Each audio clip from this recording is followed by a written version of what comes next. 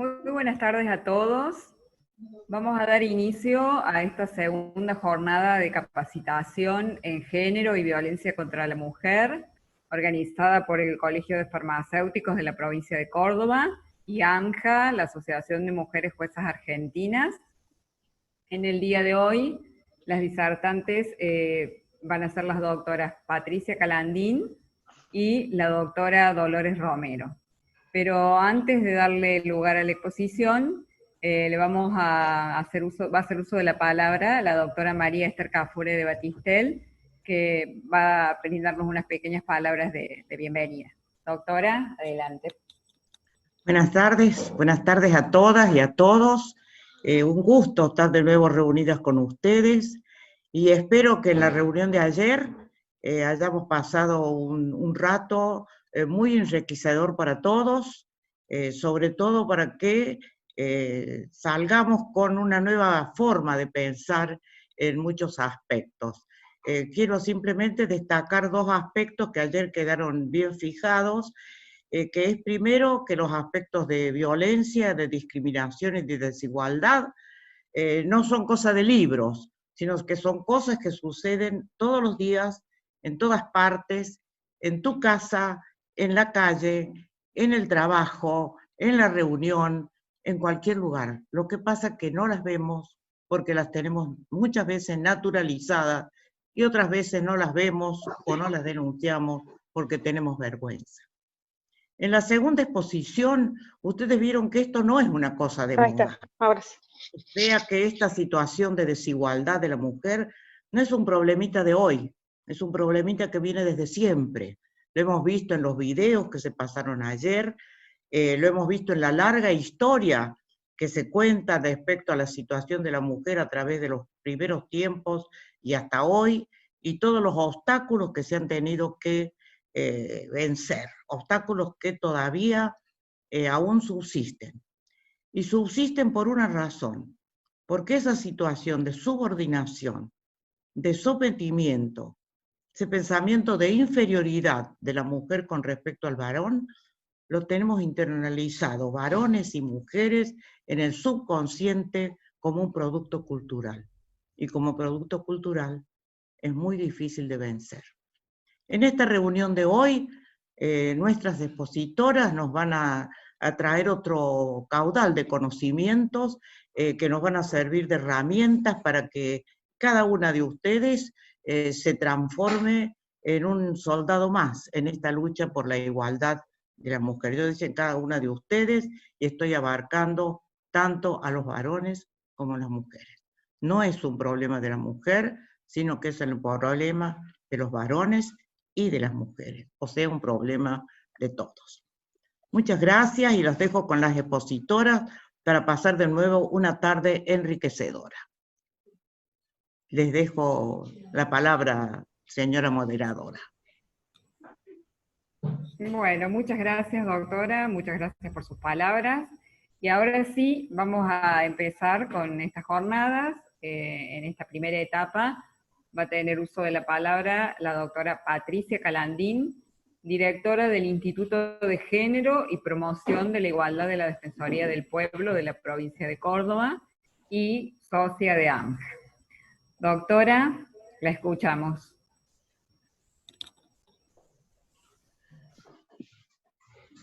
Bueno, hola, buenas tardes. Por favor, Esther, corregime si se escucha bien, confírmame. Bueno, la verdad que es un gusto enorme estar aquí en contacto con ustedes a través de estas cámaras y gracias al uso de la tecnología que podemos estar un poquito más cerca y comunicados. Sinceramente espero que todos ustedes se encuentren bien, así como sus familias. Estamos pasando un momento muy extraordinario, así que lo primero agradecer al Colegio Profesional de Farmacéuticos y por supuesto a la Asociación de Mujeres Juezas Argentinas, que como ya lo han dicho en la jornada de ayer y de hoy, al inicio la doctora Cafure de Batistelli es una digna representante de AMJA en todo el país. Les aseguro que Córdoba se destaca por el trabajo en todo el país promocionando los derechos de las mujeres y trabajando por la erradicación de la violencia de género. Bueno, mi propuesta de hoy era abordar el rol del farmacéutico. No sé si estoy en pantalla, porque yo, Esther, te estoy viendo a vos, y en realidad quisiera que se modifique. Sí, sí, estás en pantalla, Patricia, te estamos viendo. De 10. Muy bien, muchas gracias. Sinceramente quisiera, antes que nada, compartir con ustedes, antes de decirles cuál va a ser mi propuesta, compartir con ustedes una encuesta, y voy a compartir pantalla, una encuesta que llevamos a cabo en la semana pasada, del 2 al 5 de noviembre. Este va a ser el tema, rol del farmacéutico frente a la violencia de género. En esta encuesta, ustedes me dicen si se ve en la pantalla. ¿Se está viendo? Perfecto. Hicimos una consulta en las farmacias de Córdoba, buscando indagar qué percepción tienen los farmacéuticos sobre el conocimiento y la disponibilidad de recursos y herramientas para atender situaciones de violencia de género. Lo hicimos en la ciudad de Córdoba, fue una encuesta semiestructurada, es decir, que tiene algunas preguntas con opciones de respuesta y otras son preguntas abiertas. La distribución de la población que se encuestó fue un 22% respondieron varones farmacéuticos y el 78% fueron farmacéuticas, mujeres. Y en la farmacia, porque no todos los que contestaron eran farmacéuticos, averiguamos también, indagamos sobre qué rol tienen en la farmacia, y el 66% de los que contestó esta encuesta eran farmacéuticos. El resto se distribuía en personal que atiende al público, cajeros y administrativos. Esto es importante porque en una farmacia siempre el personal de referencia va a ser el farmacéutico. Y estas son las dos preguntas que yo quiero compartir con ustedes, de cómo fue el resultado. Le preguntamos primero qué percepción tiene la persona sobre qué tipo de conocimiento, o si tiene algún conocimiento o información sobre violencia de género para responder en una consulta.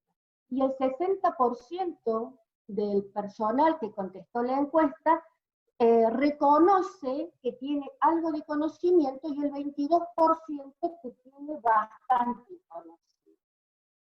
Pero hay un 18% que reconoce que desconoce absolutamente sobre el tema de violencia de género. Fíjense, estos números son muy importantes. Pero también le preguntamos, ¿usted considera, de acuerdo a lo que la persona cree sobre su conocimiento, que tiene las herramientas y la información para intervenir en situaciones de violencia que se presentan o se identifican en el ámbito de su trabajo?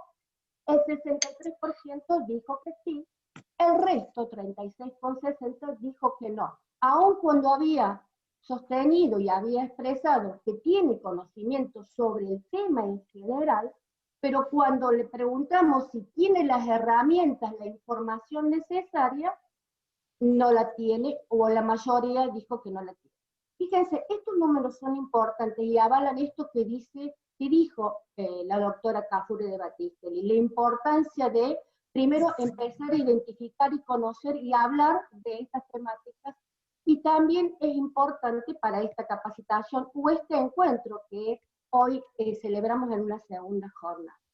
Por eso, además también le preguntamos al personal de la farmacia, en su mayoría farmacéuticos, le preguntamos qué es lo que le interesaría saber, conocer o estar informado para poder dar respuestas en casos de un contacto con una situación de violencia.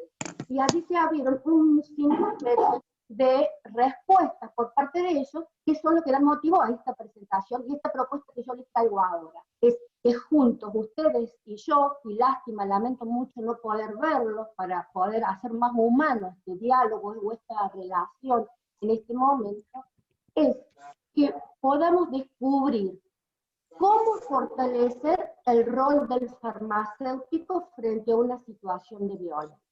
Y la propuesta que yo les traigo, y los invito, por favor, sin miedo, a que vayan escribiendo en el chat y me vayan haciendo las preguntas que les surjan en ese momento mientras yo voy hablando. Yo les traigo 3 propuestas para que podamos fortalecer el rol del farmacéutico.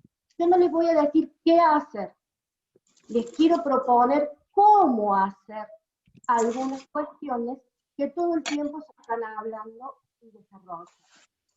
Lo primero, a título personal, por eso les digo, son 3. Una va a ser a título personal, individual, la otra va a ser en nuestro ámbito laboral, y la tercera propuesta e ideas van a ser ya en contacto con una persona que pueda estar atravesando una situación de violencia. En la primera, es importante este tema de revisar nuestras propias creencias. Y fíjense, acá voy a decir 2 o 3 aspectos, o resaltar 2 o 3. Ayer, Georgina Girardi dijo claramente, todos somos entorno. Yo me lo noté, porque eso marca un posicionamiento. ¿Qué? ¿Y tú ahí en Central Banda? No, eso es una foto que yo ya Escucho tengo. voces y no sé, ahí está, gracias.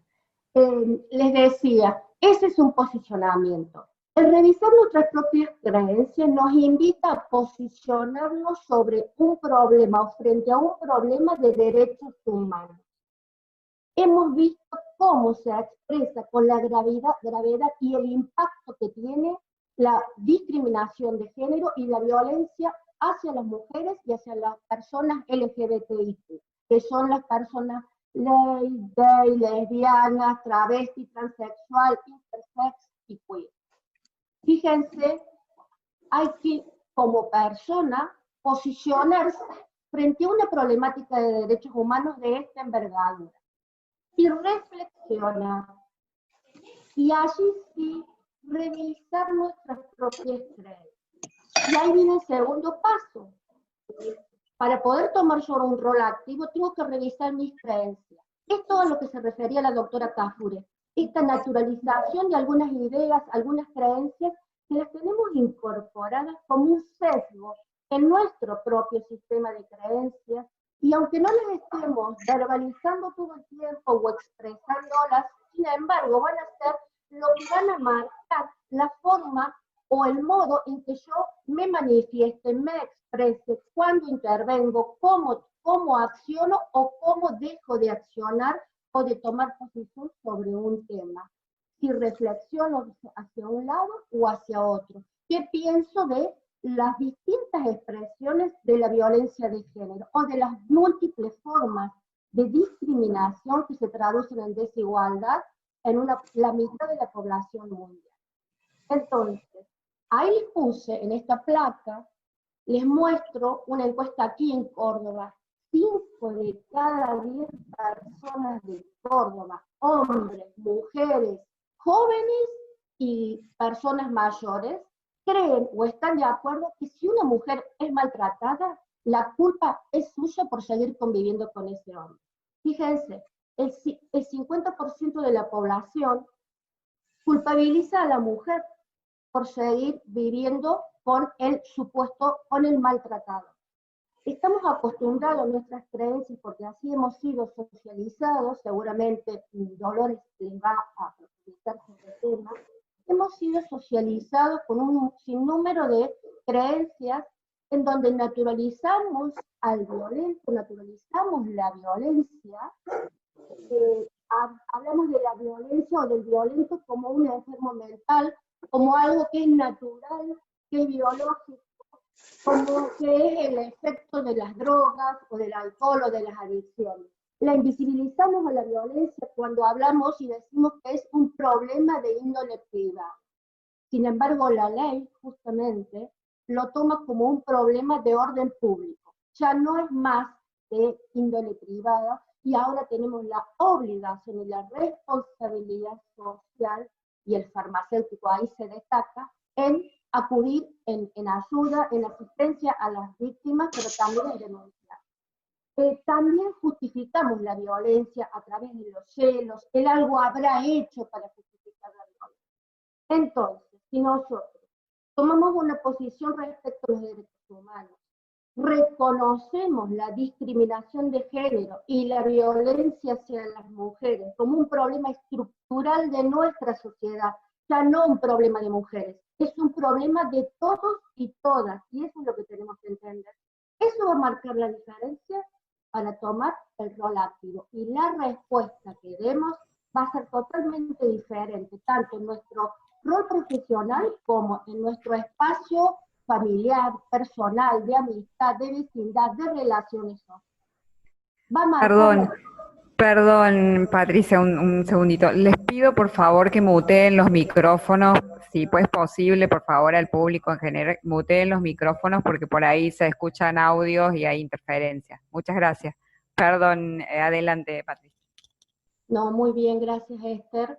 El segundo punto que quiero compartir con ustedes es ya ustedes profesionales en su ámbito de trabajo. Y esto sirve para todo el mundo del trabajo. La discriminación y la violencia laboral se ejerce hacia las mujeres también en el ámbito del trabajo, impidiéndoles el acceso al trabajo, la permanencia, la estabilidad, el ascenso en el trabajo y de muchas formas, ya sea exigiéndole requisitos especiales, dice la ley, como por ejemplo temas o cuestiones vinculadas a la maternidad, a los hijos, a la cantidad de hijos, a la edad, a la apariencia física, a incluso exigiéndole pruebas de test de embarazo.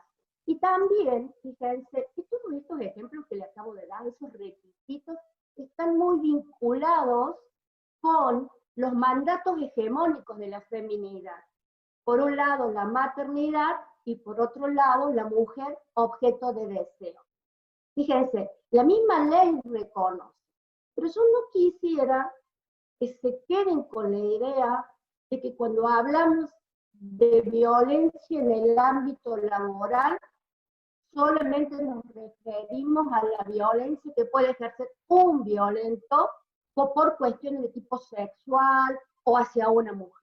La violencia laboral se expresa muchas veces en todo el ámbito del trabajo hacia distintas personas y de distintas modalidades. Puede incluso referirse a romper la obligación de igual salario ante igual trabajo. Fíjense qué importante esto, porque a veces, y muchos medios de comunicación cuestionan esto, y sin embargo, muchas veces está invisibilizado que a las mujeres se les exige y hacen de hecho más trabajo, acarrean en los lugares de trabajo con trabajo que debería también hacer el varón u otras personas, y sin embargo ese trabajo está invisibilizado y ellas terminan estando en lo que se dice en el ámbito laboral en una categoría inferior a la que pueden estar los varones. Entonces los sueldos son diferentes. Sin embargo, en el momento del trabajo, ambos trabajan igual y muchas veces más se le exige a las mujeres. Por esto de que las mujeres todo el tiempo tenemos que estar justificando y dando crédito, rindiendo examen de nuestras capacidades y de nuestras posibilidades laborales. Dos puntos que necesito compartir con ustedes para que puedan fortalecer su rol farmacéutico. Es importante que ustedes no piensen que esto le puede pasar solo a un compañero. Lo pueden estar ejerciendo ustedes a la violencia, la pueden sufrir en algún momento y también la puede estar pasando a alguien de su entorno familiar, personal y también en su ámbito laboral.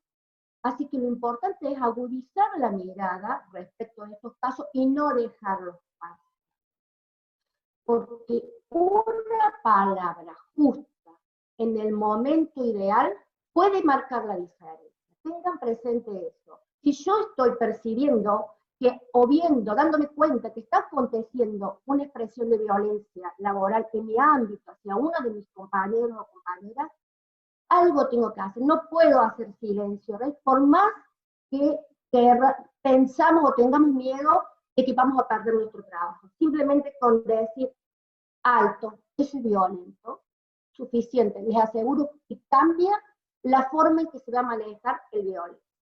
Y respecto de esto, he puesto aquí el principio general del nuevo convenio de la Organización Internacional del Trabajo, el convenio 190, que fue aprobado definitivamente como ley en Argentina el día miércoles pasado, es decir, antes de ayer.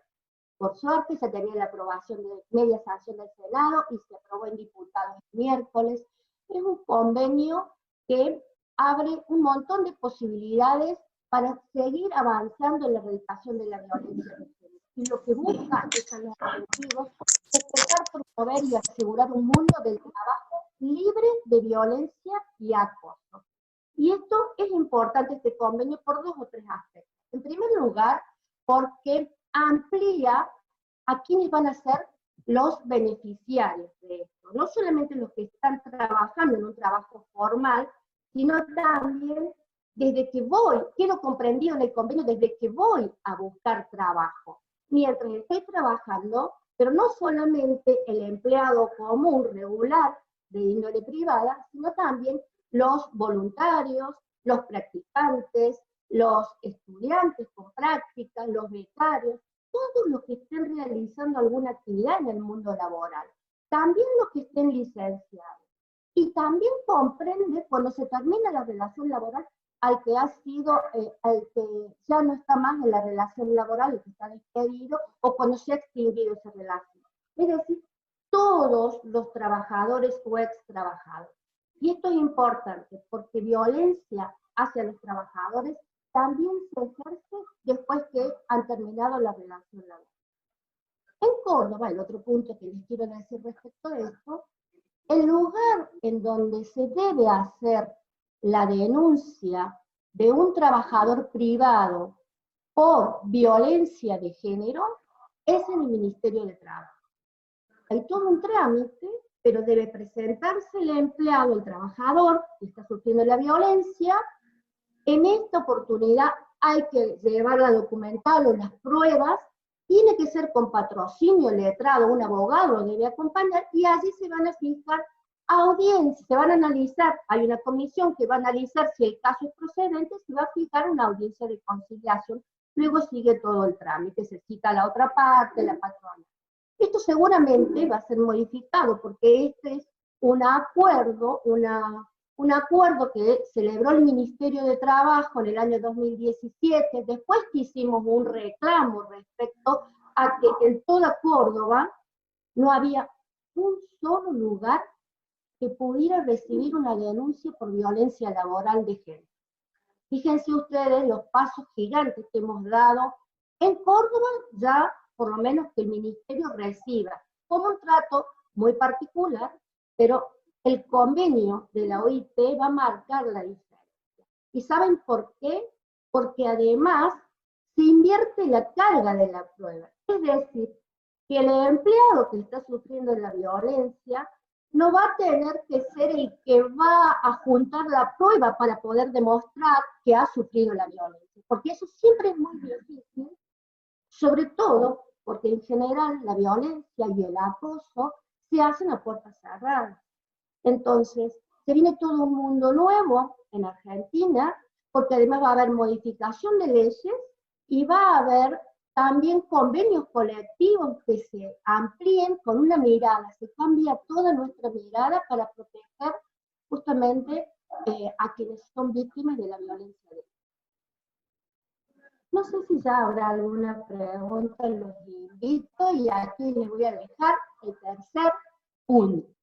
El farmacéutico frente ya a la farmacia, frente a ese mostrador, o como ustedes le llaman, ya en su rol de farmacéutico, y que tiene un primer contacto con una persona que está transitando violencia en su vida. La verdad que a mí me hubiese gustado preguntarles a ustedes, pedirles en este momento, que me cuenten, no sé si es posible que alguno pueda escribir en el chat, si se anima, que nos cuente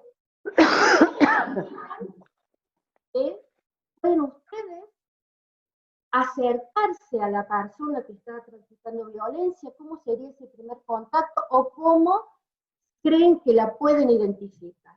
Porque el desafío acá es, claro que si la persona viene y pide ayuda o dice, quiero un barbijo rojo con esta campaña que salió este año, ustedes automáticamente ya saben que lo que está pidiendo es ayuda por violencia. Pero hay otras formas de identificarla. Y yo les voy a proponer una, pero a mí me encantaría que ustedes visualicen su posición en la farmacia y se imaginen cómo podría darse que una persona haga contacto con ustedes o ustedes hagan contacto. La verdad que la violencia hacia las mujeres causa estragos en la salud de las mujeres. Causa no solo daño físico, porque ese es el que más vemos, o el que es más fácil identificar para nosotros. Causa un daño emocional, afecta la autoestima, causa un daño moral que le imposibilita seguir su vida normal. Y afecta, por supuesto, en sus relaciones sociales. El producto de la violencia en forma crónica en las mujeres, ese daño emocional, psicológico, va a hacer que se genere un estrés permanente en la persona, una liberación de cortisol permanente que le va a afectar el organismo en todas sus defensas. Y esto va a generar, además de estrés postraumático, depresión y ansiedad excesiva en la mujer. Entonces el farmacéutico va a encontrar, sobre todo se da en justamente el rol que tiene el farmacéutico, ese rol de confianza que genera y que inspira, pero que además reconoce a su clientela. En el interior de la provincia se da mucho, en las comunidades pequeñas, en las ciudades pequeñas, que todos nos conocemos, todos nos vinculamos y los farmacéuticos conocen a su clientela, conocen sus historias personales. Entonces al farmacéutico es, además de ser el que asesora sobre la medicación y sobre el buen uso de los medicamentos, se convierte en esta persona que genera confianza e inspira. Y puede hacer un contacto personal con estas personas que pueden estar transitando la violencia y que se automedican o que en forma persistente en el tiempo consumen determinados medicamentos, como ustedes conocen mejor, permanentemente psicofármacos, medicamentos hipnóticos, analgésicos, antidepresivos. Hay una amplia gama que ustedes conocen, que nos podrían enseñar, y que lo consumen a lo largo del tiempo. Porque uno de los efectos más graves en las mujeres por la violencia es el daño psicológico y emocional que se causa. Yo siempre digo, ¿no? Y hago una muestra que quiero hacer a ustedes. Lástima que esto no es un taller. A mí me encanta dar talleres. La mujer en una relación afectiva llega como esta hoja. No sé si se ve. Bueno, sin embargo, después de vivir una relación de violencia, sobre todo psicológica, termina así. Dañada en toda su autoestima, un daño moral que es muy difícil luego de recuperar. Entonces, es importante que ustedes puedan detectar esto y acercarse, en el caso que sea posible, porque tampoco es que se deban ir a la casa, no están de cacería para acercarse a las personas que estén transitando violencia. Pero por esto de inspirar y generar confianza, es muy importante esta posibilidad. Sigo compartiendo la pantalla para ver. Por favor, Esther, déjeme si hasta ahora se escucha bien, si vamos bien. Vamos perfecto, doctora Patricia, se ve todo bien y acá estamos compartiendo. En realidad, ¿Cuánto me queda, Esther? sí, hemos empezado más o menos -20, estaríamos casi, me quedarían 5 minutos, pero yo estimo que no hay problemas por ahí si se puede extender un poquito más, o sea, si no están apurados en que finalice la jornada, creo que está muy interesante la charla, así que no hay problemas, la extendemos un poquito más. No sé cuánto es lo que Bueno, necesitarías, pero estaríamos más o menos con unos 10 minutos que todavía restantes. gracias Esther, siempre tan No, por amable, nada. y gracias al colegio. Bueno, les he trabajado 3 temas, el tercero es y destaco, porque el profesional farmacéutico es un profesional de confianza. Hay que aprovechar esta posición que tienen estos profesionales porque a veces el común de la gente consulta antes al farmacéutico que al propio médico por razones de salud. Entonces tienen un montón, un abanico amplio para poder acercarse o interiorizarse de situaciones que pueden estar viviendo las mujeres y que les resulte muy complicado poder salir. Dos aspectos más respecto al profesional. Además de agudizar la mirada, la escucha, en la posible identificación de personas, de mujeres, niñas, adolescentes, personas LGBTIQ que puedan estar viviendo la violencia, también hay que tener especial mirada sobre cómo uno se va a acercar en ese rol en la farmacia. Porque yo puedo identificarla, puedo conocer, incluso una colaboradora me llama como profesional farmacéutico y me dice que hay alguien interesado, quiere hablar del tema, o lo que sea, como ustedes lo identifican. El segundo paso es ver cómo me acerco y qué cosas tengo que tener en cuenta.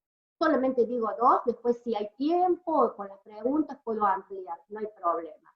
El respeto debe primar siempre. El respeto porque la otra persona es persona igual que nosotros. Entonces imaginemos que la otra persona soy yo. Respeto.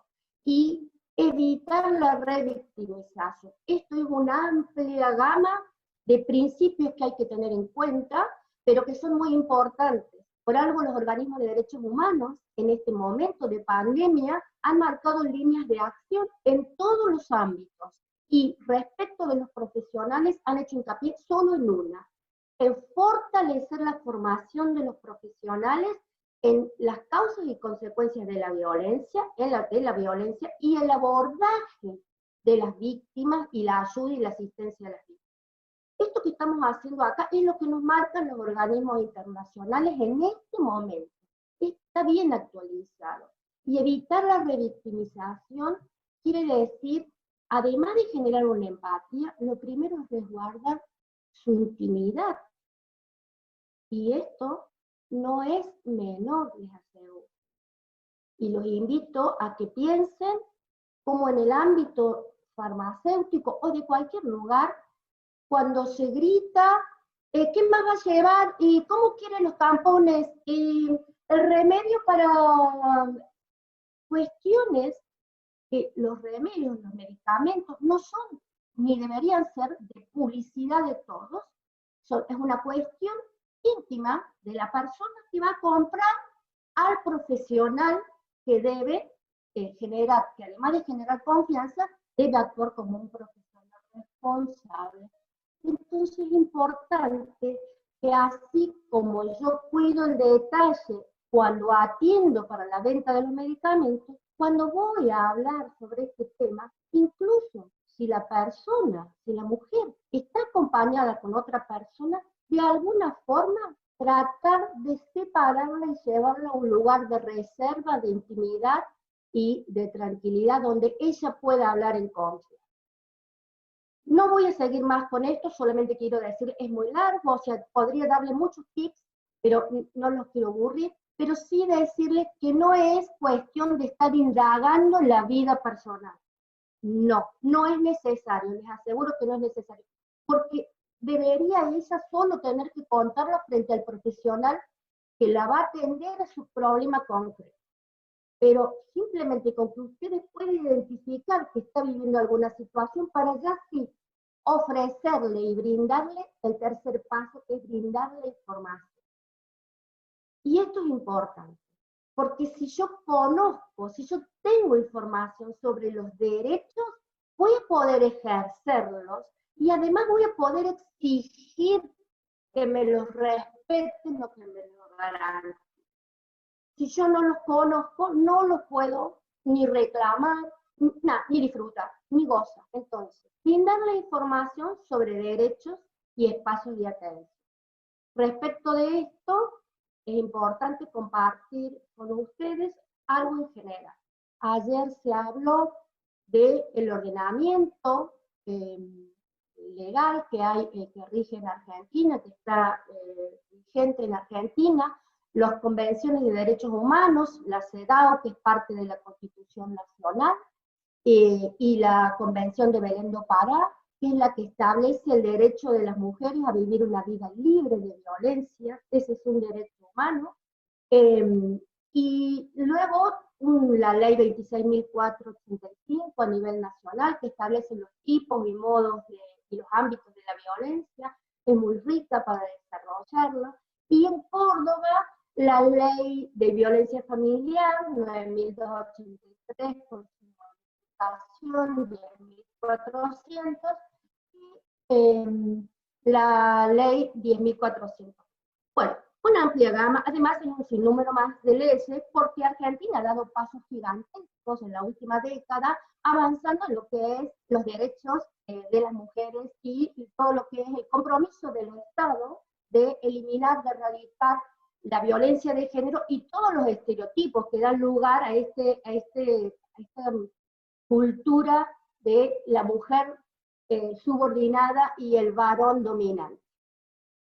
Pero lo que me importaba compartir para que ustedes conozcan en su rol farmacéutico es que si la mujer, si se logra que se haga la denuncia en casos de violencia, va a ser mucho más fácil poder encontrar algunas respuestas y herramientas que puedan decidir el juez, que pueda decidir el juez, para resguardar y proteger a la víctima y, a ver, quiero ver, hasta, para que pueda resguardar a la víctima y también contener, controlar al agresor. Entonces aquí dice sintéticamente, ni siquiera está todo, pero algunas medidas que puede disponer el juez, sobre todo respecto de la víctima. Si la víctima salió, si la mujer ha salido, escapado de su casa, escapado del violento, puede ordenar el regreso al domicilio, a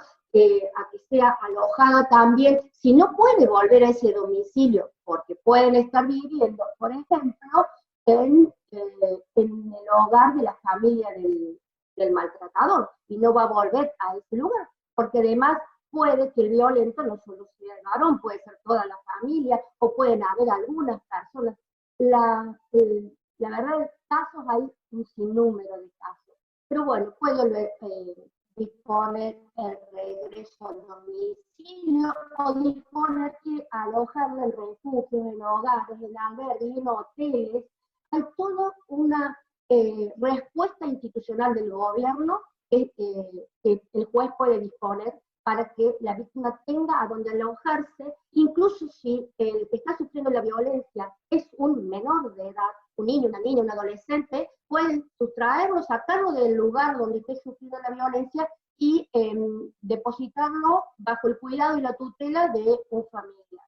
También todo tipo de medidas de seguridad y de prevención en el domicilio, por ejemplo, una custodia policial por unos días, si teme que el violento pueda aparecer. También puede disponer el uso de aparatos electrónicos, como son las tubilleras, o ordenar a la policía que la acompañe para retirar los aspectos personales, o establecer un régimen de alimentos para todo, para los hijos y para ella. Y respecto del agresor, puede retirarlo, la exclusión, o establecer un distanciamiento para que no se acerque a sus lugares de trabajo, a los lugares en donde la mujer y todo el entorno familiar estudia, trabaja, hace esparcimiento, hace sus actividades deportivas, todo. Todas son medidas que van a favor de la protección de la víctima. Porque ese es el compromiso que tenemos como Estado Nacional frente a las convenciones de derechos humanos. Proteger y garantizar que la mujer no siga, que las mujeres o que las personas no vivan violencia. Les pueden sustraer el secuestro de las armas, pueden obligarlos y poner que realicen programas de rehabilitación o prohibirles que se comuniquen por cualquier medio con quienes están sufriendo la violencia.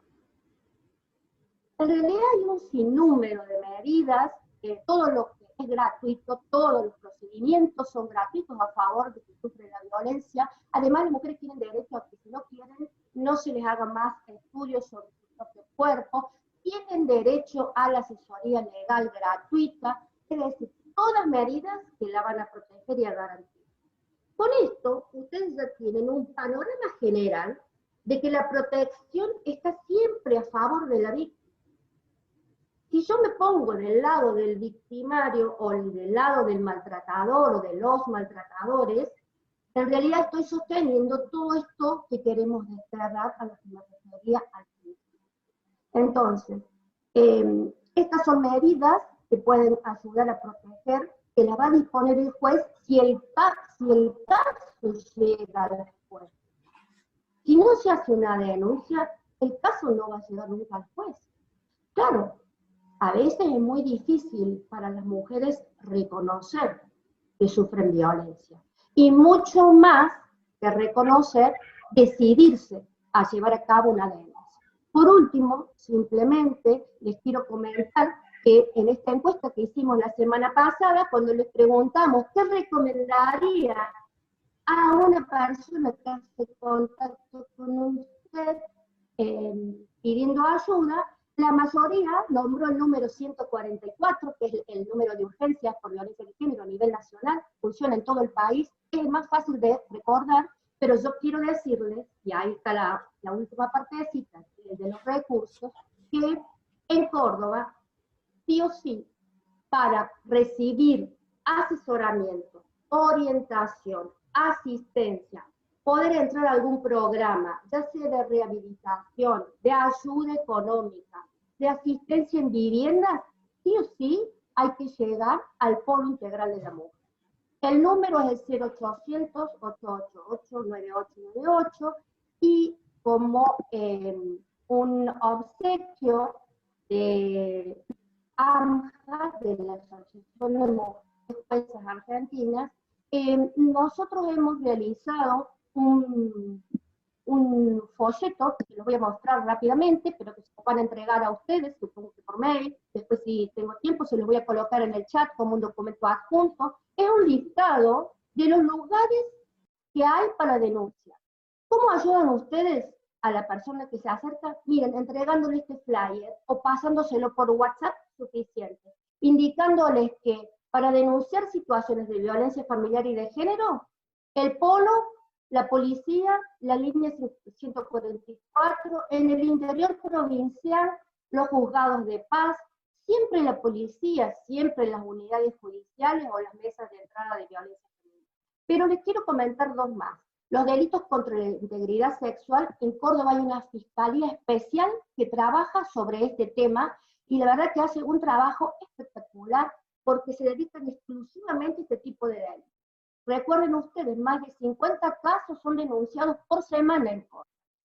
Y ya les dije, violencia de género en el ámbito laboral, en el Ministerio de Trabajo, y algo que no habló nadie todavía, pero yo se los quiero decir, porque ya también es motivo de incorporación en la nueva ley, en la ley a nivel nacional, ha sido receptado como violencia de género el acoso callejero, el acoso que sufren las mujeres, el acoso sexual en la calle. Y en Córdoba, allí también tienen a donde se denuncia de acuerdo, son zona sur o zona norte. Y por último, explicarles que en este link que está abajo, ustedes van a poder, en cualquier lugar de la provincia de Córdoba, donde estén, linkean, entran a ese link y encuentran en Córdoba, buscan el departamento, buscan en qué ciudad, y allí van a ver en cualquier lugar todos los recursos institucionales que hay para atender los casos de violencia. Yo sé que me he extendido, simplemente quería agradecerles y por último, quiero ver si no voy a comentarles que había destacado el compromiso, quiero destacar por último el compromiso del Colegio Profesional de Farmacéuticos por abrir estos espacios y compartirlos con sus asociados. Esto es un símbolo, es simbólico, cómo se compromete ante un problema de derechos humanos, y las palabras que tuvo ayer su presidente y su vicepresidenta. Una sugerencia para fortalecer el colegio, sería muy interesante como posibilidad que analicen la de proponer protocolos de trabajo para las propias farmacias, y el protocolo simplemente va a hacer alusión a los organismos, esto que les he dicho, y qué cosas tener en cuenta. Se hace una pequeña red de a quién contactar y con quién hablar. Es muy simple. Así que bueno, dicho esto, creo que les he aportado varias cositas y a lo mejor me he dilatado. Muchas gracias, muy amable, un gusto. Muchas gracias, doctora Patricia Calandín. De verdad que brillante la exposición, muy práctica. Creo que para todos debe haber sido muy enriquecedora porque, bueno, la verdad que impecable. Bueno, ahora vamos a continuar con la doctora Dolores Romero, quien es docente de Derecho Penal de la Universidad Nacional de Córdoba, ex fiscal de Cámara Penal del Poder Judicial de la provincia de Córdoba y también socia de AMJA. La doctora Romero nos va a hablar acerca de los conceptos básicos en materia de género. Doctora, adelante. Y tendría que abrir el micrófono, doctora, pues está silenciada. Muchas gracias, Esther. Buenas tardes a todas y todos. Lo primero, agradecer al Colegio de Farmacéuticos que ha firmado con la institución que nos nuclea este convenio, que ha posibilitado estas jornadas de ayer y de hoy, y que han sido sumamente enriquecedoras para todos.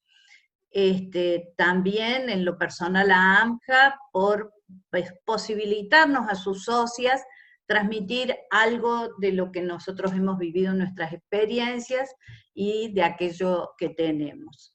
La bienvenida del colegio y las palabras de Georgina fueron muy amables, con lo cual nos han hecho también sentir muy bien. Bueno, yo quería contarles un poco qué es lo que es género. ¿Por qué insisten hoy tanto con la palabra género? ¿Por qué es necesario que nos comprometamos como mujeres en esta mirada con perspectiva de género? No solo nosotros, los que hemos integrado el Poder Judicial, o estamos integrando el Poder Judicial o la función pública, sino todos y cada uno de nosotros, y todas y cada una de nosotras. ¿Por qué? Porque efectivamente, a lo largo del tiempo, se ha planteado una mirada, que es una mirada que nos ha dejado afuera. Nos ha dejado afuera. Yo voy a compartir pantalla para ir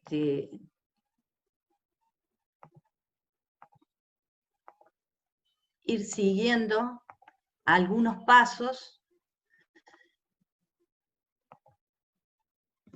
que creo que son necesarios.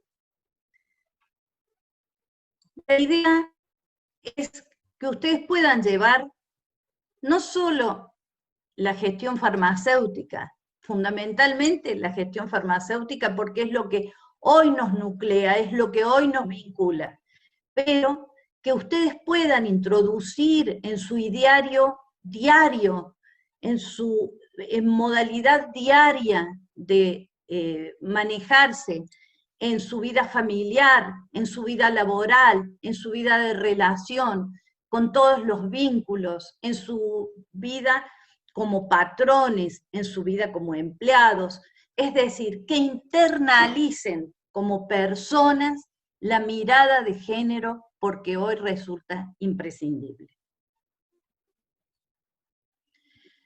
En primer término, les quería hablar rápidamente, porque ya lo vieron ayer con otra de las expositoras, que esta lucha de las mujeres no es una lucha de hoy.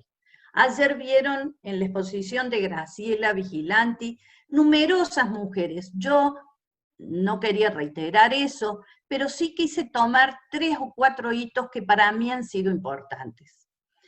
Ni hablar de Olympe de Gouges, que ya lo vimos, que hizo la Declaración de los Derechos de las Mujeres y los Ciudadanos. Ni hablar de las hilanderas de Nueva York. Ni para qué manejarnos con gente extranjera. Nosotros en nuestro país tuvimos a la doctora María Angélica Barreda, que se recibió de abogada y no pudo en 1910 ejercer y tuvo que realizar numerosos trámites y judicializar su problema de que no la dejaban ejercer para que la dejaran ejercer. Para esa misma fecha, Julieta Lantieri no solo votó cuando no estaba autorizado el voto de las mujeres, sino que, prohibido el voto a las mujeres, no había nada en la ley electoral que le impidiera ser candidata a presidente, y se presentó como candidata a presidente y en su momento sacó cerca de 11.000 votos. Quiere decir que la votaron 11.000 varones, porque las mujeres en ese entonces no podían votar. En 1970, Margarita Argües integró la Corte Suprema de Justicia de la Nación. Y no quiero dejar de mencionar a 2 personas que han sido señeras, no solamente en la lucha por los derechos de las mujeres, sino en la creación de esta institución que hoy nos posibilita a nosotros compartir con ustedes esta jornada. Elena Hayton de Nolasco, actual miembro de la Corte Suprema de Justicia de la Nación, y Carmen Argibay, fundadora de AMJA, quien falleció recientemente. Y me voy a iniciar con unas palabras que nos decía Carmen Argibay siempre. La humanidad tiene 2 alas. Una son los hombres, las otras son las mujeres. Y si no se desarrolla de manera pareja, no puede volar. Este es un pensamiento que hay que internalizarlo, hay que deconstruir el pensamiento patriarcal e internalizar pensamientos como el de Carmen Argibay. Somos la mitad del universo. Imposible que el universo funcione si nosotras no tenemos el mismo desarrollo que tiene la otra mitad. ¿Cuáles son las ventajas que tiene tener una profundización del enfoque de género? Cuando hay una profundización del enfoque de género, se aumenta la representatividad de las mujeres, porque se les reconocen sus derechos y sus necesidades. Si hay mujeres incluidas en ámbitos de decisión, reconocidos sus derechos, no discriminadas, toda gestión que se lleve a cabo se vuelve más eficaz, más eficiente, porque valora no solo una modalidad de pensar, de vivir o de sentir, sino 2 modalidades de vivir y sentir, cuáles son las de los varones y las de las mujeres.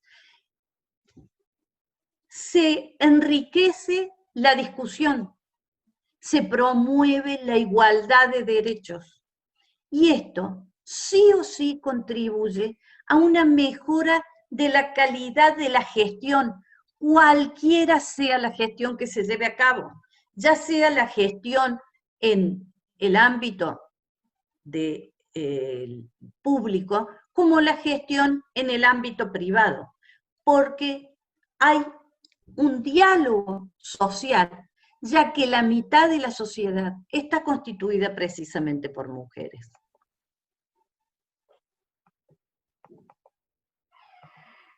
Esto nos permite, o nos obliga, tener una mirada de género, nos obliga a promover la igualdad de los derechos humanos. Y se dan casos muy importantes de la igualdad de los derechos humanos. Compromisos asumidos por los estados, como es en nuestro caso, ya lo ha mencionado ayer Graciela y lo volvió a mencionar Patricia, la Convención de Eliminación de todas formas de discriminación de la mujer. Piensen ustedes que esa convención entró con rango constitucional en 1994 y aún hoy, en el 2020, prácticamente casi 30 años después, seguimos luchando por la discriminación.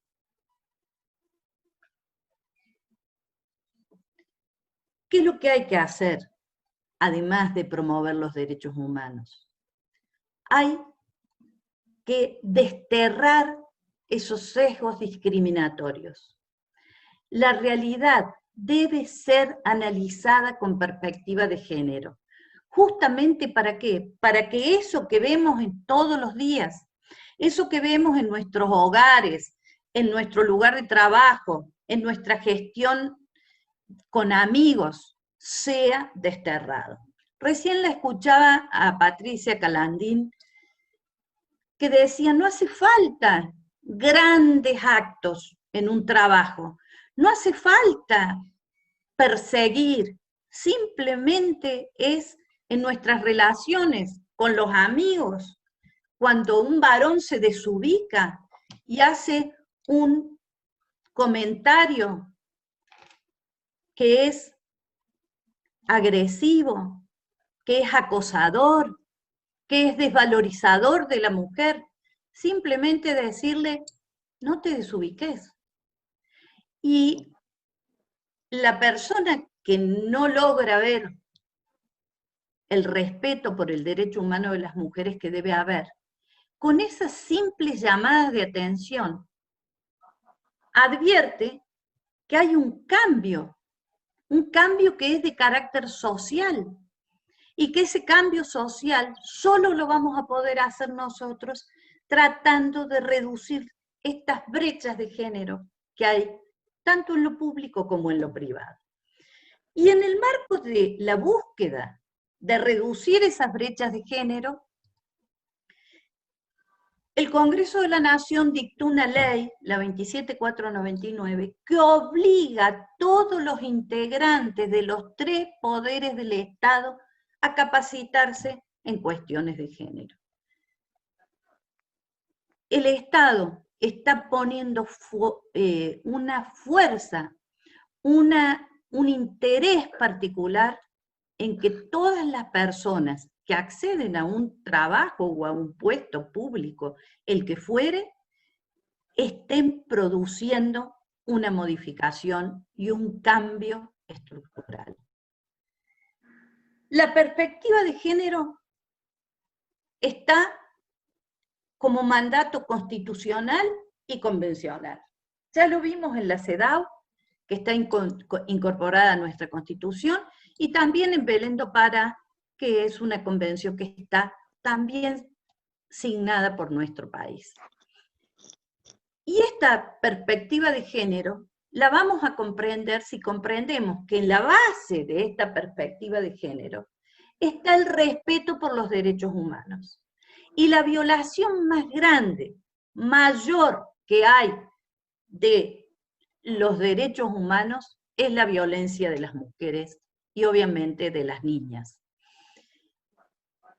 Y no es algo ocasional, no es algo esporádico, no es algo que encontremos deshabituadamente, es algo que vemos permanentemente generalizado, extendido en todas las clases sociales. ¿Y a qué se debe ¿Cuál es la base? ¿Cómo logró formarse esta actitud discriminadora, desigual y violenta hacia el colectivo de las mujeres? A través del sistema patriarcal. Porque el sistema patriarcal es un sistema basado en relaciones asimétricas de poder. Nos pone a las mujeres siempre en una situación de inferioridad. Lo vimos ayer, cuando minuciosamente Graciela nos mostró cómo ya desde los filósofos greco-romanos había una consideración de la mujer que la ponía en un lugar de desigualdad y de subordinación. También lo vimos con las estructuras sociales de los romanos, pero eso se fue afianzando en el tiempo, se fue sosteniendo a través de las culturas occidentales, y ni qué hablar de las culturas orientales, donde conocemos todos claramente que las mujeres ni siquiera pueden circular mostrando su cuerpo o su cabellera porque es mal visto. Para que nosotros podamos entender cómo funciona este sistema patriarcal, tenemos que internalizar y comprender que las diferencias de los sexos no implican una desigualdad de carácter legal, ni de una desigualdad de derechos, ni una desigualdad de roles. Solamente somos biológicamente diferentes, los hombres de las mujeres. Son mujeres y no varones. Hoy estamos dentro de este proceso de cambio cultural. Estamos dentro de este proceso de cambio. Ellos ni se enteraron que se cortó. ¿Sí? ¿Se cortó? ¿No me escuchan? Sí te escuchamos, Dolores. Sí, se escucha. Te escuchamos Perfecto. todo bien, perfecto. Bueno, gracias. Hoy, como les decía, las mujeres hemos salido a ocupar espacio algunas, pero solo algunas. Todavía queda mucho por cambiar, y esto es a lo que nosotros estamos apuntando con estos talleres, con estas colaboraciones con ustedes, para que podamos sacar a la mujer del ámbito de lo privado, sacarla de la subordinación del rol solo de esposas y de madres, y lograr que ellas puedan ejercer sus derechos y puedan analizar cómo se ejerce un derecho, a quién beneficia, hacia dónde van. Y si bien los hombres están y se han reservado para sí a través del patriarcado el manejo de lo público, también transitan por el manejo de lo privado. O sea, que también se introducen en el ámbito que teóricamente le dejaron reservado a las mujeres subordinadas a ellos. Si eso no es dominación, no existe otra palabra, a mi modo de ver, que pueda reflejar. Pero para comprender todo esto, tenemos que comprender que la palabra género y mirar con perspectiva de género es mirar la realidad comprendiendo que el género es solo una categoría social, como es la raza, la edad, etc., pero que atraviesa todo, e incluso atraviesa otras categorías como las razas. Y si nosotros miramos con perspectiva de género, vamos a visibilizar la realidad. Como nos decía la doctora Kafure, no vamos a tener como internalizadas las diferencias y la subordinación y el sometimiento, sino que vamos a tratar de visibilizar esos procesos que nos han llevado a este lugar y cambiar, deconstruir esos procesos, de manera tal que en la deconstrucción se desaparezca la subordinación de las mujeres y se desaparezcan los procesos culturales que internalizan esa subordinación. Porque no solamente si miro a través de la perspectiva de género, voy a analizar la subordinación de los varones y las mujeres, sino que también voy a poder analizar cómo las propias mujeres funcionan en un sistema de prácticas que ya está instrumentado por el sistema patriarcal. Se debe a un estudioso, Stoller, digamos, la definición o la determinación del término identidad de género, que lo utilizó para fundamentar la asignación de rol de la mujer, que no siempre está dada por el sexo biológico, y por eso lo llamo identidad de género, para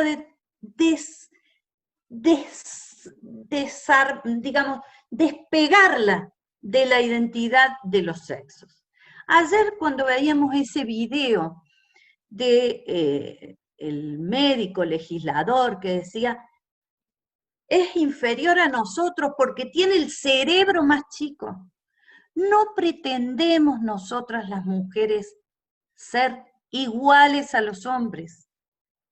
Estamos muy felices de ser diferentes. Lo que pretendemos es tener los mismos derechos y tener las mismas posibilidades de ejercerlos, que esos derechos no sean declamativos, que sean reales, que en la práctica los podamos ejercer, y que sean los mismos hombres también los que en la práctica nos dan el lugar de seres humanos que nos corresponde. Entonces, como les decía, ese concepto de género que nos ayuda a mirar con esa perspectiva la realidad es mirar el conjunto de características y comportamientos en cuanto a los roles, las funciones y las valoraciones que se dan en el proceso de socialización y cómo esos procesos tienen en el fondo una posición hacia la mujer de discriminación, de desvalorización, de no respeto por sus derechos humanos. El género es siempre construido social, cultural e históricamente. No es que venga a sustituir, como les digo, al sexo, sino que es un término para darle nombre a lo que ha sido construido socialmente y que lo percibimos como dado por la naturaleza. Yo les pregunto a ustedes, ¿van a hacer un nieto? Quizás ahora ya no, pero hasta hace 20 años. Y era, ¿qué color voy a tejer? ¿Celeste o rosa? Como si las alternativas de la vida fueran binarias para un bebé, para un bebé.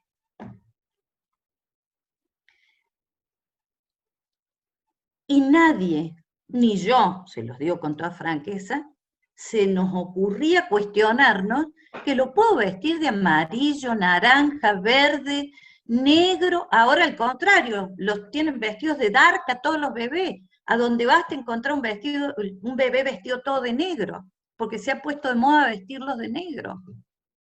Pero en determinado momento histórico, solo era binario, era o rosa o celeste. Y nosotros tomábamos eso como una cuestión internalizada, como si fuera la naturaleza la que decía que había que vestirlo de celeste si era varón o de rosa si era mujer.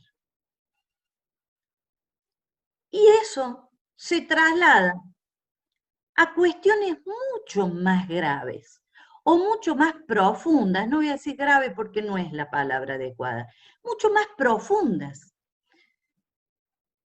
La importancia de decir, le pongo celeste si es varón o rosa si es mujer, es nada más que una cuestión de color.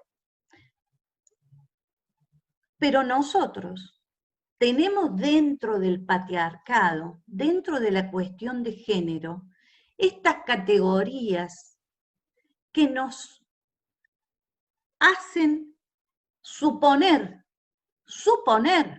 o creer o internalizar como reales y dadas por la naturaleza, cuestiones que no lo son. Por un lado, se reparte, a los hombres les toca ser racionales, activos, ejecutivos. Y a nosotras nos mandan a ser sensibles, cuidadosas. Ni le quiero decir, porque lo sabrán, histéricas. Casi todas las virtudes que nos han asignado a lo largo de la historia, que nos ha asignado el patriarcado, están más cerca de la condición de animal que de la condición humana. Están más relacionadas con el instinto, con una cuestión que nos sale de adentro, que con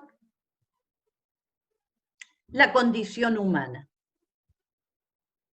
También, como les decía, no salgas a trabajar.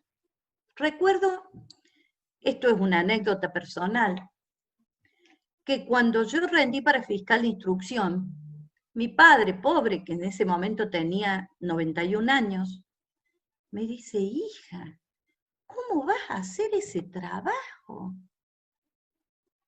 Y le digo, bueno, papá, es a lo que me dedico, es lo que me gusta. Pero no es un trabajo para una mujer. Y eso que les aviso que mi padre no era un violento, no era una persona que maltratara, no era dominador con sus mujeres, no las tenía subordinadas, pero tenía clarísimo el sistema patriarcal. Quien tenía que salir a esos trabajos, a los roles públicos, eran los varones, no las mujeres.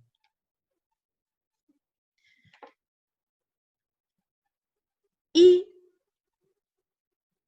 esto que estoy diciendo va de la mano con lo siguiente. Durante todo este tiempo histórico, es a los hombres a quien se les entregó, digamos, los roles que más valor tenían en la sociedad. Él sale, él puede ser presidente, juez, camionero. Y como les decía a ustedes, y a nosotros, lo menos. Ellas que se queden en casa, cocinen, tengan hijos, porque tienen buen instinto. Y por eso es importante tener una mirada con perspectiva de género, para poder descubrir todos los días y en cada uno de los roles que nosotras llevamos a cabo, cómo a lo largo de la historia se nos ha privado de un lenguaje. Ayer escuchaba a María Rosa, que con toda certeza decía que una misma palabra depende del contexto y del lenguaje gestual o de tono, no solamente de significado, puede tener diferencias. Pues yo les pido a ustedes que analicen cualquier ámbito de la cultura, el que quieran, el arte, el ámbito legal, todo gira alrededor del masculino. Las mujeres estamos fuera hasta del diccionario. El lenguaje se ha hecho sobre la base y se ha ido constituyendo en el tiempo sobre la base de esa dominación patriarcal, porque los que han ido determinando el lenguaje precisamente han sido los varones. La familia patriarcal, donde claramente el rol del varón es el rol de la persona que sale a la esfera pública, la persona que sale al trabajo, la persona que provee los alimentos, y el rol de la mujer es quien se queda en la casa, quien cría a los niños. Es más, en algunos hogares ni siquiera pueden disponer de cómo se maneja el servicio. Toda la educación del sistema patriarcal es androcéntrica. Les digo que poniendo en vigencia lo que obliga la ley a la que les hice referencia, este año nosotros hemos dictado clases virtuales, 2 clases semanales virtuales que además eran grabadas, pero hemos iniciado el cuatrimestre con una docencia con perspectiva de género. Cada uno de los institutos que tiene el derecho penal ha sido analizado con una perspectiva de género, para que ese alumno de derecho, ese futuro abogado o futura abogada que salga a ejercer la profesión en cualquier ámbito que sea, en el ámbito privado, porque bueno, como abogados, yo les comento a ustedes farmacéuticos, que las posibilidades son múltiples: litigar, entrar al Poder Judicial, hacer asesoramientos, crear fundaciones, son múltiples, pero que cada uno de esos profesionales o de esas profesionales que salen a ejercer, lleven adentro esto. El género es solo una construcción social y está adentrado en nuestro lenguaje, está adentrado en la constitución de nuestras familias, está adentrado en la educación. Y ni les quiero hablar de la historia, que ustedes sabrán que es algo.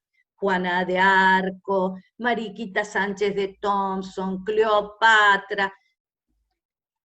Me sobran los dedos de una mano para nombrar las mujeres que han sido reconocidas en la historia por sus tareas. Y son, en todos los casos, mujeres que han luchado por que les den el lugar que les corresponde como seres humanos iguales en sus posibilidades a los varones.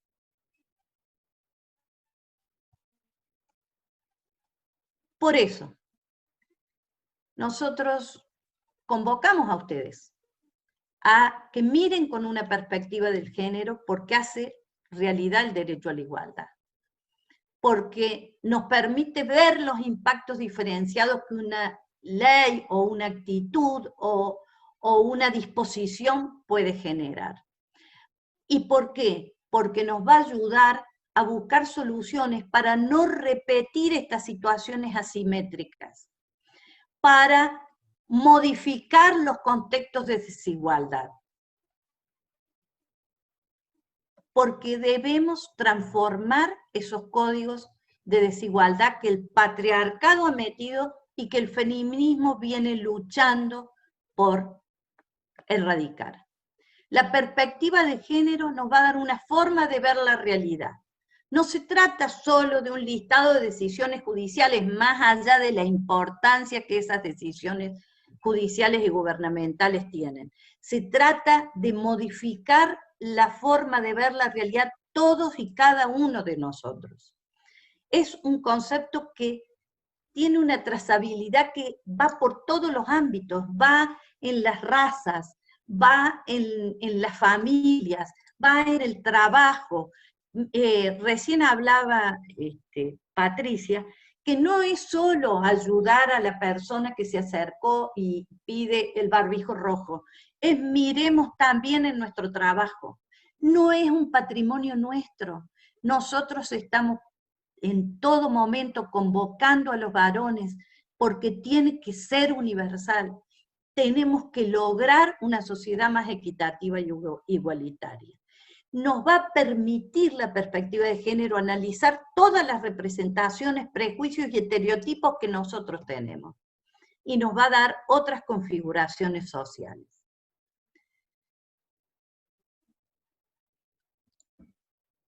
Es importante esto que estamos hablando, porque estamos muy acostumbrados a no ver esas desigualdades. Porque la desigualdad es estructural.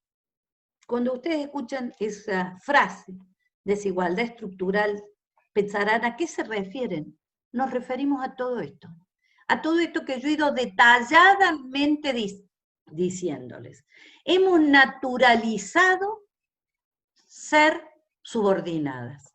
Hemos naturalizado estar fuera del lenguaje. Hemos naturalizado estar en una enseñanza androcéntrica. Por eso tenemos que trabajar para implementar esa perspectiva de género que nos permite ir haciendo acciones positivas y afirmativas. No quiere decir esto que vamos a seguir por toda la vida haciendo acciones de luchas de las mujeres. No, cuando haya equidad, todo esto va a terminar.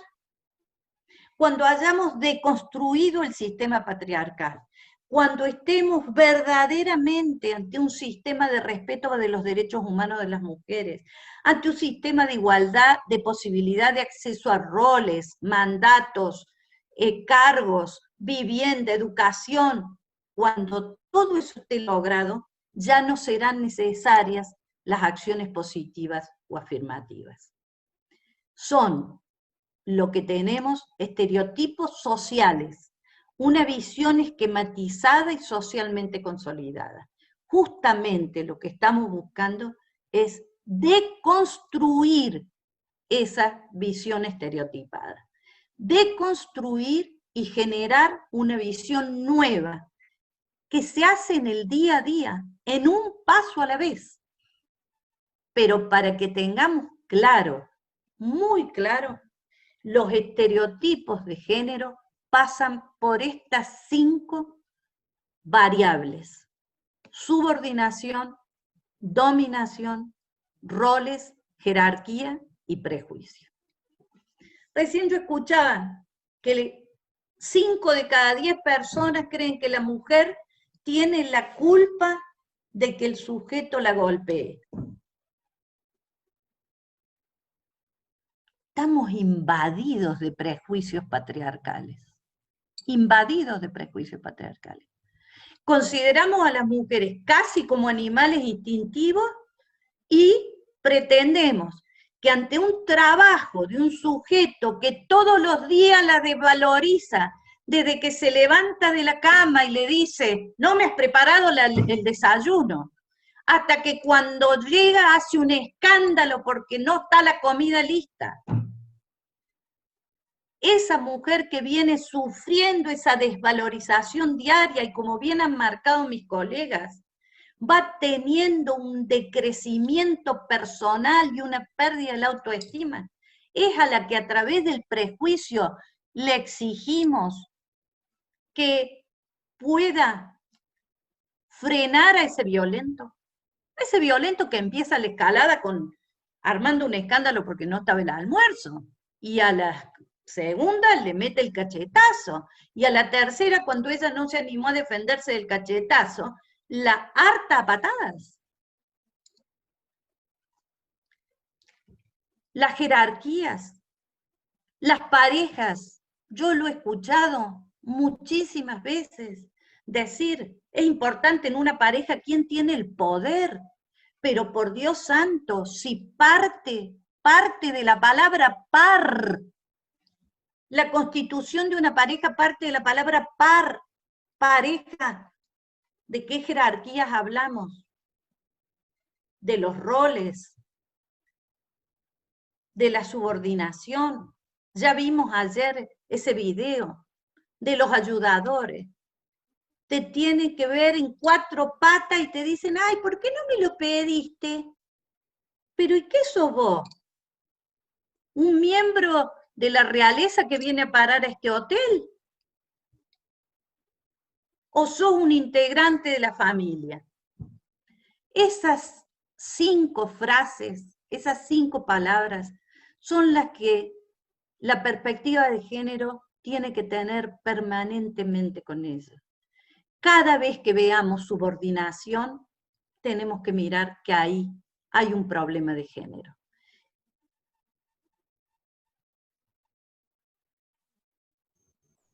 Como les dije, es una problemática compleja, es una problemática que requiere de políticas y acciones coordinadas. Son muy importantes los sectores de salud, los normativos, y en ese sector de salud me permito, como dijo Patricia, incluirlos a ustedes. Porque en la mayoría de los casos las personas, antes de consultar al médico, le preguntan al farmacéutico, ¿qué puedo tomar para este resfrío? ¿Qué puedo tomar porque no duermo bien? ¿Qué puedo tomar porque ando mal del estómago? Ustedes son fundamentales en esta necesidad del tema de género. Y la peor de las vulneraciones en el tema de género es la violencia contra las mujeres. Tenemos la Convención de Belén do Pará, la ley nacional, la provincial, de las cuales ya han hablado, y me quiero detener un momento en esto. Tengan presente, este es un círculo de violencia, un circuito de la violencia, que fue explicitado, fue puesto en palabras por una norteamericana y una francesa, Lenore Walker y Mary Frances Irigoyen. Ellas determinaron que fundamentalmente, yo estoy hablando de la violencia entre las parejas, ¿no? Porque todos ustedes saben que también hay violencia de padres a hijos, de hijos a padres ancianos, que también son situaciones tremendas de violencia, porque también estamos hablando de vulnerables. Pero generalmente en una pareja que funciona a través del amor, porque generalmente las parejas se unen por amor, empieza esta situación de tensión creciente. En esta situación de tensión creciente se da la agresión, el violento se arrepiente, y viene una etapa en que se llevan bien y todo anda bien, y es en esa etapa donde la mujer confía que la situación no se va a repetir. Y empieza la situación de tensión de nuevo y nuevamente la agresión. Y a veces muchas mujeres no saben cómo frenar en el punto donde está el inicio de la tensión.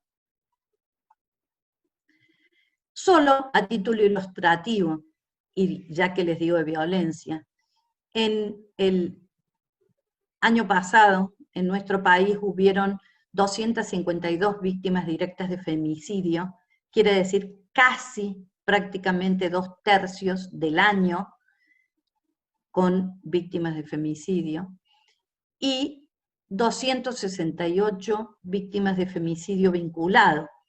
El femicidio vinculado, para que ustedes lo comprendan, es cuando, por ejemplo, un padre mata a los hijos para hacer sufrir a la mujer, o mata al nuevo novio, o le mata al padre o a la madre. Esto es esta estadística está tomada de la Oficina de la Mujer. Por eso, a ustedes, estimados farmacéuticos, y ya cerrando, le digo que incorporar la perspectiva de género es una tarea estratégica para construir una sociedad mejor, más democrática, sensible a desigualdades y comprometida en la lucha en contra de las igualdades. Y para eso tenemos que tener convicciones, formación, y eso es lo que ustedes están haciendo y por ello los felicito. Formación en conceptos, en herramientas y en instrumentos como para saber cuál es lo que está vigente. Yo apunto a que ustedes luchen desde su lugar para que no haya ocultamiento ni subordinación de las mujeres, sino que a partir de esta capacitación y de las sucesivas que se hagan, realmente lleven a cabo una mirada de género en todos los ámbitos de su vida.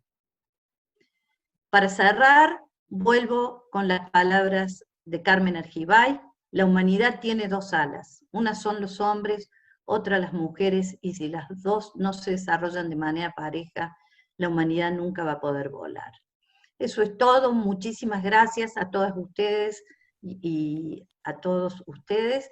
Espero haber completado la idea de dejarles no solo el conocimiento de lo que es la perspectiva de género, sino de decirles por qué es necesario tenerla, ya que el patriarcado está enquistado en las mentalidades de todos nosotros, y es necesario de construir y hacer un paradigma nuevo, más justo, más igualitario, más equitativo. Muchas gracias. Muchas gracias querida doctora Dolores. Ha sido un placer, la verdad, compartir esta tarde. Muy rica la exposición, la verdad es que nos pasamos por supuesto con el tiempo, pero no quise interrumpir porque verdaderamente estaba tan entretenida la exposición que me pareció tomarme el atrevimiento de dejarlas que siguieran charlando porque las hemos aprovechado inmensamente a las dos disertantes. La verdad que eh, ha estado muy entretenido, y acá veo que hay una pregunta que la formula Silvina para cualquiera de las dos expositoras. Dice, en algunos casos la víctima hace la denuncia penal al agresor se lo detiene, pero solo por 48 horas. ¿Cómo se da la solución definitiva a esto? No sé si querés. Vos que has hablado directamente de eso, desmuteate, Patiani. Ay, perdón. Bueno, sí.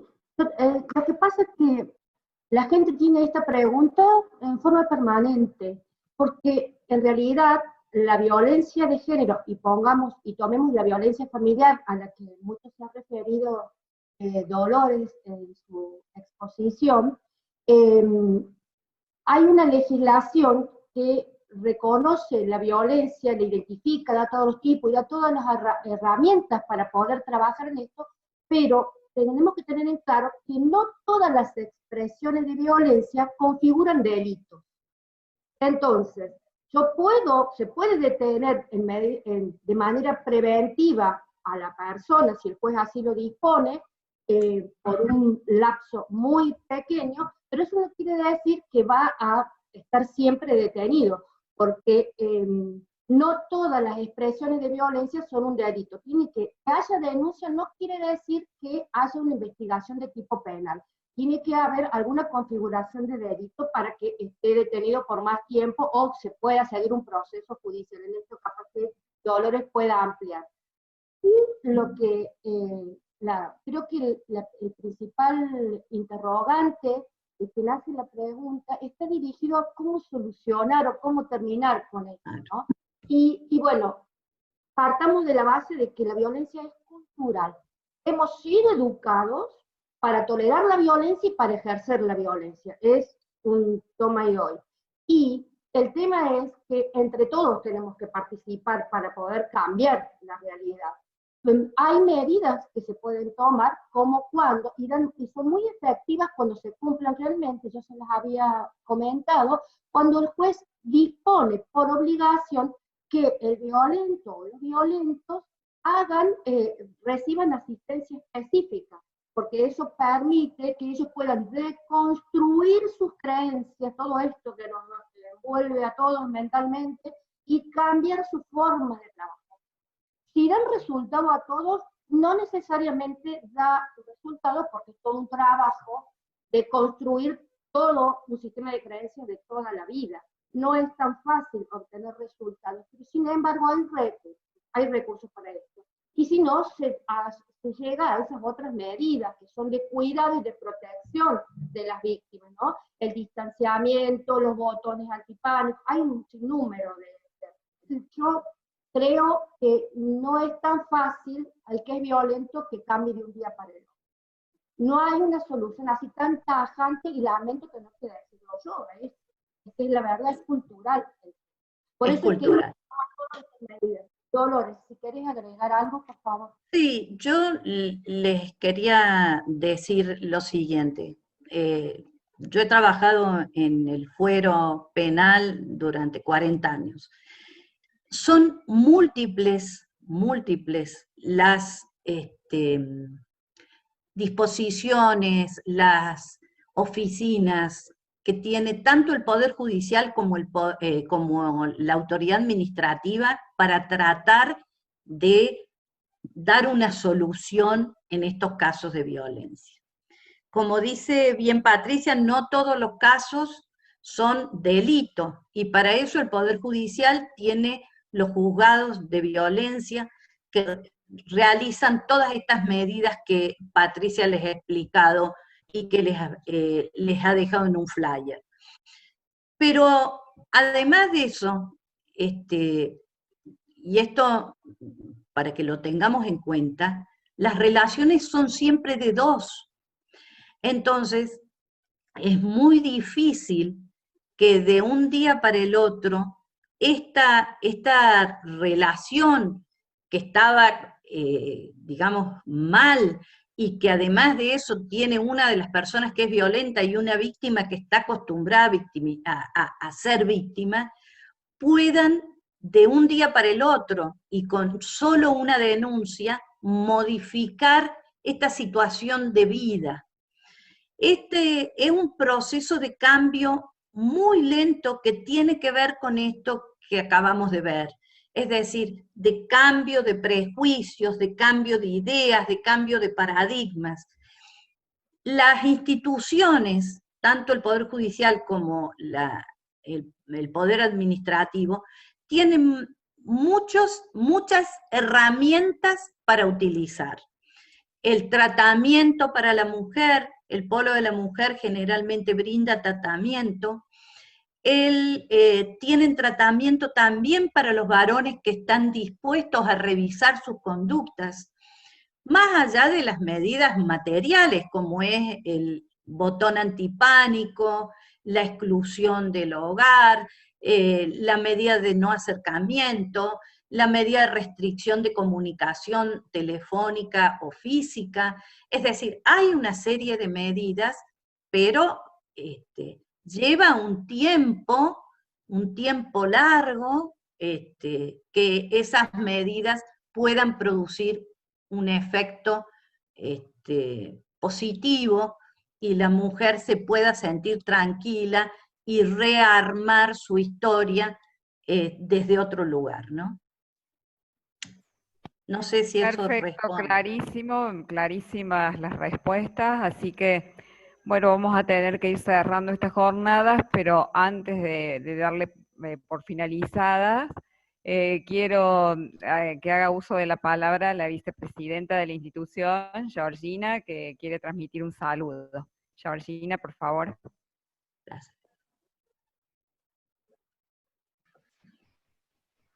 Sí, yo quería agradecer a María Rosa, a María Esther, a Patricia, a María Dolores, porque realmente los mensajes, las palabras de ustedes y cómo lo transmitieron, nos llegaron profundamente a todos los asistentes. Hay montones de comentarios positivos porque tenemos la convicción para hacerlo, pero no estábamos orientadas sobre el cómo. Y ustedes nos trajeron esa visión y ese camino que tenemos que empezar a emprender, porque inclusive desde esto de revisar nuestras creencias y todas las cuestiones sociales, y más en el lugar donde estamos, atendiendo a pacientes, a personas habitualmente, a quienes podemos acompañar, ayudar y podemos con estas herramientas poder seguir transmitiendo esto que en realidad va a favorecer al respeto de todos, a la autovaloración de la mujer, obvio, al autorrespeto y el autorreconocimiento, pero bueno, precisamente por eso quiero invitarlas a que continuemos con esto, que generemos protocolos, que podamos realizar otras capacitaciones y talleres, porque entre todas podemos construir algo muy positivo que, bueno, están naciendo ahora precisamente por esa convicción y esta nueva orientación. Así que, bueno, les agradezco muchísimo. La propuesta es continuar con esto. Inclusive, Esther, sé que hiciste una capacitación en Sevilla, España, sobre el tema. Nos gustaría también escucharte en algunas nuevas oportunidades. Y bueno, eternamente agradecidos desde Colegio de Farmacéuticos de la provincia de Córdoba, a su total disposición y gracias. Muchas gracias por tus palabras, Muchas. Georgina. La verdad que, por supuesto, en alguna oportunidad seguramente va a haber muchísimos más encuentros, seguramente.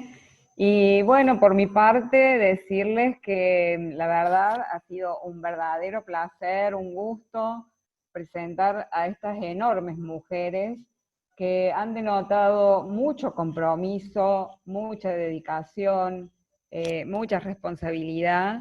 Así que la verdad creo que han aportado muchos contenidos prácticos sobre todo, y también la normativa más actualizada, porque la verdad que traer una normativa de hace 2 días es como lo más fresco que han analizado, así que se ha denotado eso, el compromiso, la dedicación y el esfuerzo para acercar un contenido serio a estas jornadas. Simplemente eso, creo que aportar con estas jornadas un granito de arena quizás para, para que se constituya una sociedad más justa y más equitativa para todos. Bueno, les agradezco la participación y perdón la extensión de la jornada, pero bueno, me pareció que estaba muy bueno escucharlas y compartirlas a todas. Bueno, muchas gracias. Muchas gracias.